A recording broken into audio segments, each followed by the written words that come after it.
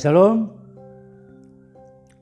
Kita jumpa kembali dalam Realitas Channel episode yang ke-20. Ya. Jadi saya bicara tentang takut akan Tuhan atau takut corona. Ya. Takut Tuhan atau takut corona. Ya. Tapi sebelumnya kita berdoa dulu. Bapa Surgawi, pada siang hari ini kami mengucap syukur Tuhan masih mengasihi kami. Kami masih berikan napas, kehidupan, kekuatan, dan kesehatan. Dan pada saat ini Tuhan, kami merekam YouTube ini untuk misi penginjilan Bapa. Oh haleluya, untuk bangsa-bangsa. Urapi hamba-Mu, urapi kami semua. Bahkan urapi yang mendengarkan YouTube ini nanti, semua dipulihkan dan berkati Tuhan. Dalam nama Yesus. Amin. Ya, Bapak Ibu sekalian, saya ulangi, pada hari ini kita bicara tentang takut akan Tuhan atau takut corona. Takut Tuhan atau takut hantu. Ya. Kalau melihat situasi sekarang ini, hampir di seluruh dunia, manusia ketakutan.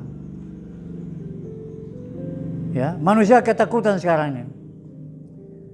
Takut anak-anak nggak bisa sekolah, takut nggak anak-anak bagaimana masa depan mereka, takut ekonomi kita bagaimana ke depan, takut bagaimana masa depan anak-anak, takut bagaimana pernikahan ke depan. Banyak ketakutan sekarang ini melanda dunia. Dari mulai keluarga, gereja, bangsa-bangsa, ini ketakutan. Terutama pada saat ini, dunia sedang diketakutan dengan goncangan virus corona atau COVID-19 ini. Ya. Nah, saya bacakan firman Tuhan ini. Ya. Dari Yesaya 41 ayat 13 sampai 14, ya. Di sini katakan, demikian firman Tuhan, sebab aku ini Tuhan Allahmu, memegang tangan kananmu dan berkata kepadamu, jangan takut, akulah yang menolong engkau. Janganlah takut, hai si cacing Yakub, hai si ulat Israel, akulah yang menolong engkau. Demikianlah firman Tuhan. Dan yang menebus engkau ialah yang Maha Kudus Allah Israel. Bapak Ibu dan Saudara sekalian Tuhan, ya. Kenapa dikatakan jangan takut? Karena di dalam ayat yang ke-13 ini, sebab aku ini Tuhan Allahmu, itu Tuhan sendiri yang berfirman kepada bangsa Israel. Sebab aku ini Tuhan Allahmu. Tuhan Allah berbicara kepada bangsa Israel melalui Yesaya untuk tidak takut atau jangan takut. Kenapa dia kata, sebab aku ini Tuhan Allahmu, memegang tangan kananmu. Tuhan Allah bilang jangan takut karena aku memegang tangan kananmu.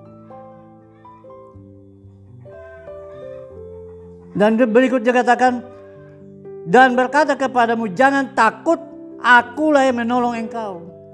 Tuhan memegang tangan kanan kita, Tuhan menolong. Itu firman Tuhan. Maka dia kan jangan takut. Kalau Tuhan memegang tangan kanan kita, Tuhan menolong kita, apa yang kita harus takut? Nah, sekarang ini banyak orang ketakutan. Takut kepada manusia. Takut kepada dunia ini. Alkitab mengatakan di dalam Matius 10 ayat 28, jangan takut kepada manusia yang membunuh tubuh saja, tapi takut kepada yang membunuh tubuh dan jiwa, yaitu Tuhan. Ya. Untuk itu, pesan Tuhan hari ini, jangan takut. Yang kedua di sini katakan, janganlah takut, hai si cacing Yakub. Ya. Ini Tuhan bicara kepada bangsa Israel melalui Nabi Yesaya. Janganlah takut, hai si cacing Yakub. Bapak Ibu sekalian, kita tahu binatang yang paling lemah di dunia ini adalah cacing. Cacing itu menjijikan. Dia di tanah, tidak berguna. Tidak ada harganya itu. Cacing itu. Dia lemah, binatang yang paling lemah. Dia di tanah, tidak ada harganya. Tapi cacing ini bisa dikelola untuk jadi obat. Yang percaya katakan amin. Amin. Cacing yang menjijikan yang lemah ini ketika cacing diolah, maka itu menjadi obat dan berguna bagi banyak orang. Nah, maka di sini katakan Israel diumpamakan sebagai cacing yang lemah. Israel itu bangsa umat pilihan Allah, dia bangsa yang kecil. Di dalam mata manusia dia tidak ada harganya. Tapi kita melihat sejarah membuktikan bahwa bangsa yang kecil ini, bangsa Israel ini, diproses 450 tahun di Mesir. Kemudian dibawa keluar oleh Musa. Kemudian dibuang lagi ke Babel. 70 tahun diproses. Dibuang ke Babel 70 tahun. Tapi ketika dia diproses ini, dari sejarah membuktikan Israel dibantai beberapa kali, tapi Tuhan tetap membela Israel. Karena Tuhan sudah, kenapa episode yang lalu saya sudah jelaskan bahwa Israel artinya pahlawan Allah. Yang saya sudah singgung episode yang lalu. Israel timur dari mana? Yaitu dari Yesaya Kejadian 32 dari 28 di sana dikatakan, waktu Yakub bergumul dengan Tuhan, maka di situ Yakub sebagai pemenang. Tuhan tanyakan, siapakah namamu? Saya Yakub. Tuhan katakan, engkau bukan nama Yakub, tapi namamu Israel. Engkau menang dalam pergumulan ini dengan Tuhan dan manusia. Ya. Maka nama bukan Yakub lagi, tapi nama Israel. Israel artinya pahlawan Allah. Maka sampai saat ini sejarah membuktikan bahwa bangsa-bangsa di dunia ini, walaupun bangsa yang kecil ini, tidak ada yang bisa melawan dia. Karena Tuhan beserta, Tuhan pegang tangan kanan, Tuhan menolong mereka. Ini. Ketika bangsa Israel itu kalah hancur-hancuran apabila mereka tidak mentaati firman Tuhan, itu kuncinya. Tapi ketika mereka taat kepada Tuhan, firman Tuhan, maka mereka tidak terkalahkan. Kecuali mereka menyimpan dari kebenaran firman Allah, mereka menyembah berhala, kemudian berdosa, maka di situ Tuhan izinkan untuk mereka dikalahkan. Nah, jadi bangsa ini diumpamakan seperti cacing yang lemah, tidak berdaya. Tapi ketika cacing ini proses menjadi berharga dan menjadi berkat bagi banyak orang. Dan kita melihat sekarang ini, Israel menjadi berkat bagi banyak orang, bagi bangsa-bangsa. Buktinya apa? Semua teknologi di dunia ini, semuanya dari Israel. Baik itu dari pertanian, baik itu teknologi, apapun sekarang ini, semua itu dari Israel. Menjadi berkat bagi bangsa-bangsa. Yang kedua di sini dikatakan, ya, jangan, hai si ulat Israel, ya, janganlah takut hai si cacing Yakub, hai si ulat Israel, akulah yang menolong engkau, demikianlah firman Tuhan. Hai si ulat Israel. Saudara-saudara sekalian, kita tahu ulat itu kecil. Ya, ulat itu kecil. Nah, kalau kita lihat ulat sutra itu ulatnya menjijikan, menakutkan. Tapi ulat sutra ini ketika dikelola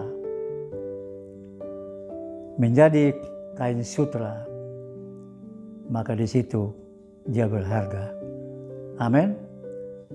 Ulat sutra yang tidak berharga, kepompong yang tidak berharga, ketika dikelola, diproses, menjadi kain sutra yang indah, berharga untuk dipakai. Begitu juga Israel, yang tadi dianggap kecil di mata dunia, tapi mereka mengalami proses demi proses. Dan ketika dipulihkan, sekarang menjadi satu bangsa.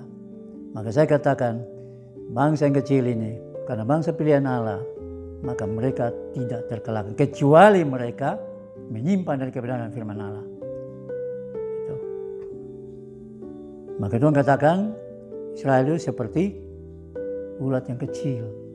Ya. Ya. Hai si ulat ke Israel, akulah yang menolong engkau. Demikianlah firman Tuhan.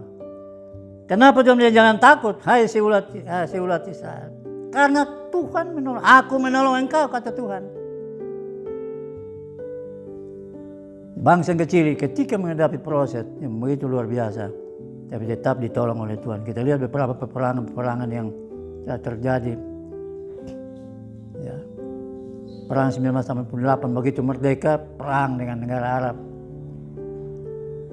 Dia menang, kemudian tahun 1967 perang lagi. 6 hari menang lagi Israel. Kemudian perang Yom Kippur 1973 Israel kembali menang. Dan kemarin baru-baru ini yang perang 11 hari itu. Itu kalau nggak gencatan senjata habis itu Hamas itu. Ya. Jadi selama Israel berpegang teguh kepada firman Allah, maka dia tidak terkalahkan. Karena Allah menolong mereka, Allah menyertai mereka, Allah memegang tangan kanan. Dan mereka adalah pahlawan Allah.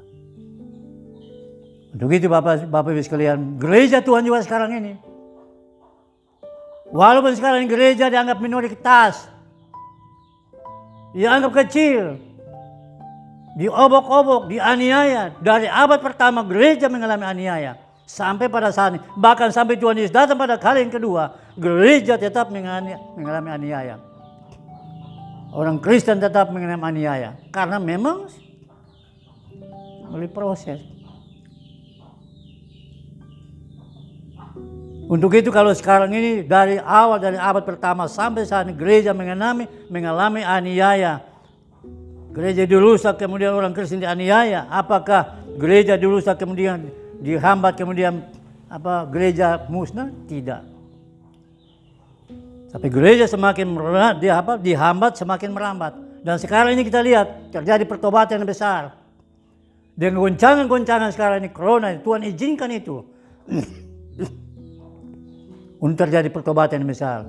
Kita lihat di negara-negara di Timur Tengah itu, ratusan ribu yang bertobat.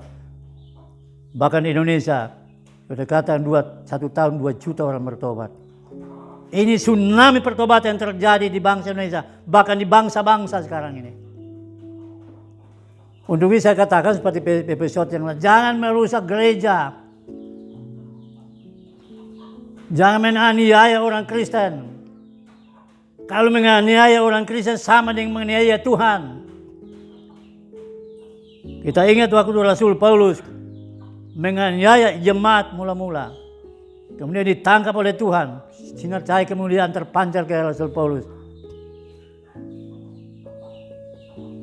Kemudian suara Tuhan, Saulus, Saulus, mengapa engkau aniaya aku? Jadi Paulus katakan, bukan Tuhan Rasul Paulus menganiaya jemaat itu sama dengan menganiaya Tuhan. Begitu juga sekarang ini. Kalau gereja Tuhan, orang Kristen dianiaya sama dengan menganiaya Tuhan. Maka hati-hati sama katakan. Hentikan itu.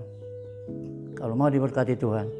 Maka Alkitab mengatakan, saya sudah sampaikan di episode yang lalu dalam Kejadian 12 itu.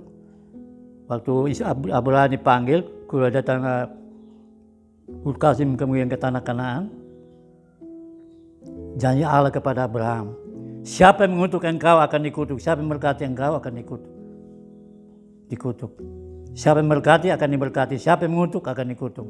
Artinya apa? Siapa yang memberkati Israel diberkati. Siapa yang mengutuk Israel dikutuk.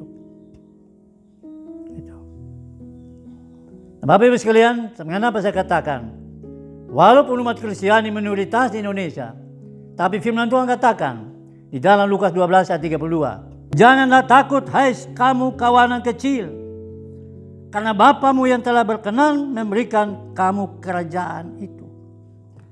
Janganlah takut hai kawanan kecil, karena aku memberikan kerajaan ini kepadamu. Israel adalah bangsa yang kecil, tapi Tuhan tetap menolong mereka. Tuhan pegang tangan kanan. Begitu juga gereja Tuhan. Jangan takut hai kamu kawanan kecil. Jangan takut hai kamu minoritas. Karena kerajaan ini diberikan kepada, apa itu maksudnya kerajaan? Kerajaan Allah, kerajaan 1000 tahun itu. Walaupun mengalami aniaya, penderitaan dan sisaan, tapi pada akhirnya akan mengalami berkat, yaitu kerajaan Allah, kerajaan surga. Maka dalam Kisah Rasul yang 14 ayat 22 di sana dikatakan, jika engkau masuk seharusnya engkau menganiaya, apa hendak kamu harus mengalami sengsara.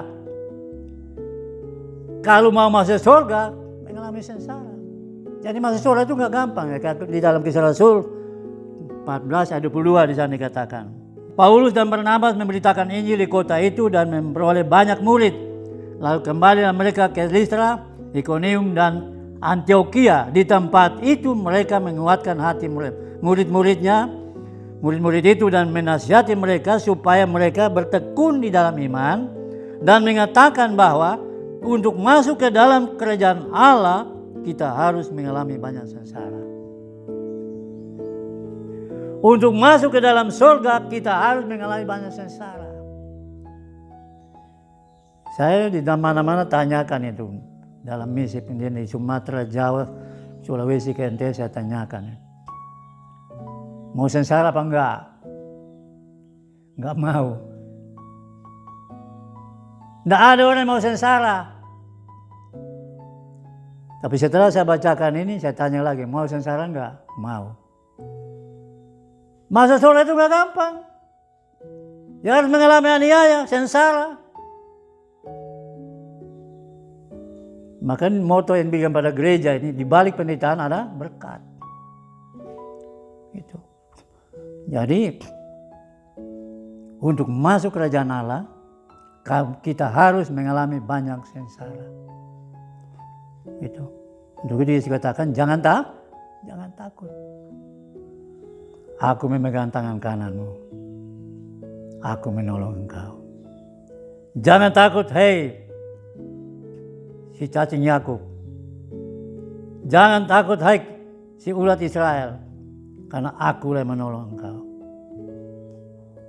Begitu juga bagi saudara dan saya, gereja Tuhan. Pada saat ini kita dihadapkan dengan banyak masalah sekarang. Dengan goncangan corona ini. Banyak gereja ketakutan. Bahkan saya mendengar bahwa di mana gereja-gereja yang besar sekarang ini, mau masuk gereja harus daftar dulu. Kemudian anak usia 13 tahun ke bawah tidak boleh masuk gereja. Orang tua nggak boleh masuk gereja. Nah, sekarang firman Tuhan Alkitab mengatakan bahwa gereja persekutuan percaya adalah kerjaan Allah.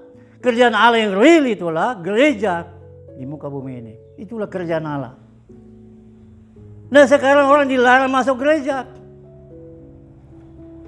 Anak kecil tidak masuk gereja. Firman Tuhan katakan, orang yang terbesar di dalam kerajaan surga adalah seperti anak kecil itu. Tuhan sangat mengasihi anak kecil.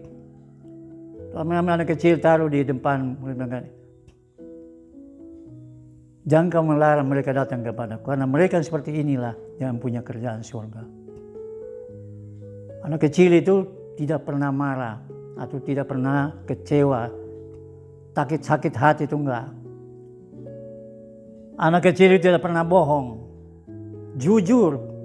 Artinya apa? Ketika orang percaya Yesus, bertobat, dibaptis lahir baru, maka dia seperti anak kecil itu. Dia sering menangis di kaki Tuhan. Dia tidak ada kecewa dalam hatinya, tidak sakit hati, tidak dendam. Itu ciri orang Kristen yang sudah bertobat dan lahir baru. Maka saya sini katakan bahwa syarat masuk untuk kerajaan surga adalah bertobat. Jalan masuk kerajaan surga adalah lahir baru.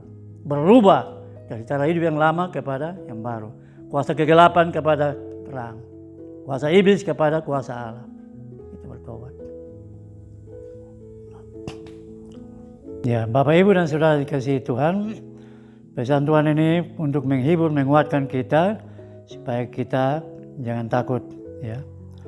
Berikutnya Bapak Ibu sekalian, waktu umat Israel keluar dari tanah Mesir, waktu diizinkan oleh Firaun, kemudian setelah umat Israel berangkat, nah di saat mau masuk ke Laut Kulsum, Firaun dan tentaranya mengejar bangsa Israel dari belakang, ya. Dan situ dikatakan bahwa ketika bangsa Israel melihat bahwa Firaun yang kereta dan tentara mengejar mereka, bangsa Israel merasa ketakutan, ya. Makanya Musa memberikan kekuatan kepada pengharapan kepada mereka. Musa mengatakan jangan takut, ya. Ya, waktu itu bangsa Israel ketakutan. Mereka katakan, Musa, kenapa kamu bawa kami ke tempat ini? Lebih baik kami di Mesir aja. Di sana kami bisa makan, ya enak di sana. Kemudian kenapa kamu bawa kami ke sini untuk mati di tengah jalan? Tapi berkata Musa kepada bangsa itu di dalam Keluaran pasal 14 ayat 13 dan 14 ini dikatakan, tetapi berkatalah Musa kepada bangsa itu, janganlah takut, berdiri tetap dan lihatlah keselamatan dari Tuhan yang akan diberikannya hari ini kepadamu. Sebab orang Mesir yang kamu lihat hari ini tidak akan kamu lihat lagi untuk selama-lamanya. Tuhan akan berperang untuk kamu dan kamu akan diam saja. Ini satu kata-kata yang menghibur, menguatkan bangsa Israel sebagai pemimpin yang Tuhan pakai luar biasa. Di saat bangsa Israel ketakutan, Musa sebagai pemimpin yang menjadi contoh dan teladan buat kita. Dia bilang jangan takut, berdiri tetap dan lihatlah keselamatan dari Tuhan yang akan diberikannya hari ini kepadamu. Sebab orang Mesir yang kamu lihat hari ini tidak akan kamu lihat lagi untuk selama-lamanya. Tuhan akan berperang untuk kamu dan kamu akan diam saja. Ini luar biasa. Ini juga mengingatkan kepada kita, ya, bahwa ketika kita menghadapi masalah, tantangan, cobaan, goncangan yang luar hebat, maka kita ingat akan firman, jangan takut. Karena Tuhan menyelamatkan kita. Kamu tinggal diam dan Tuhan yang berperang nanti kita. Jadi dalam menghadapi peperangan rohani ini, kita hanya duduk di kaki Tuhan, berdoa, memuji, menyembah, menyenangkan hati Tuhan. Dan Tuhan yang berperang ganti kita. Dan kita akan keluar sebagai pemenang. Amin. Ini. Untuk itu pesan Tuhan, jangan takut. Ya. Untuk itu, berikutnya firman Tuhan kepada Musa. Mengapakah engkau berseru-seru demikian kepadaku? Katakanlah kepada orang Israel, supaya mereka berangkat. Dan engkau angkatlah tongkatmu dan ulurkan tanganmu di atas laut dan belahlah airnya hingga orang Israel akan berjalan dari tengah-tengah laut. Nah, Bapak Ibu, sini kita melihat di sini ada 3 unsur yang kerjasama. Tuhan katakan kepada bangsa Israel, maju menyeberang laut Kulsim.